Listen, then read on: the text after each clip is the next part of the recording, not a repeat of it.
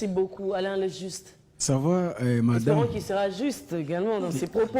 Effectivement, je le suis. Avant que je puisse aussi avancer un argumentaire. Qu'est-ce qui se passe? Non, je ne suis pas fatigué. Okay. J'ai encore de l'énergie, même si vous dites qu'on puisse faire une journée.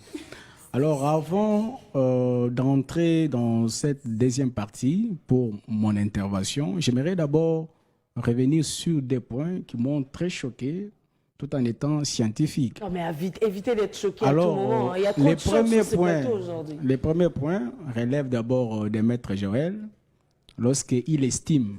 Il rebondit encore, voilà, lorsqu'il estime, selon lui, que Jeanne d'Arc n'a jamais existé. Voilà, ce sont ses propos et il a assuré ça, mais tout en étant scientifique avéré. Un livre, on peut le contredire que par un livre, et non par des allégations gratuites. Sinon, vous serez confondu à monsieur tout le monde. Et surtout que vous êtes avocat, je respecte beaucoup. Il n'y en a pas. Si vous en avez, prouvez-le-moi ici. Alors, un deuxième point pour finir. Je sens mon frère. De ce côté, il y a toujours une contradiction là. Et lui-même, il ne se rend pas compte. Heureusement que vous êtes il commence par vous dire ceci.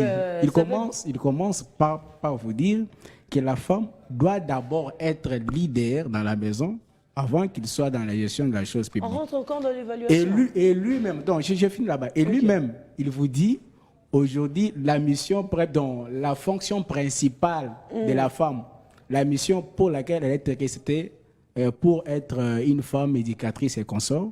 Mais il reconnaît au moins que la femme aussi peut être leader en dehors de la politique. Et il condamne. Donc, je comprends que maître me comprend. Vous avez un principe en droit, bien que moi, je ne suis pas avocat. On vous dit l'accessoire sur quoi? Le principal.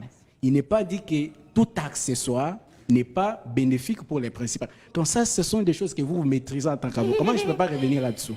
Alors, pour rentrer à la question, parce qu'il y avait autre chose que je vais dire, malheureusement, le temps, les causes, voilà, c'est ça que nous sommes en train de parler. La première cause que moi j'insinue, c'est quoi? C'est la faible compétitivité de la femme. Et pourquoi aujourd'hui on a cette faiblesse-là?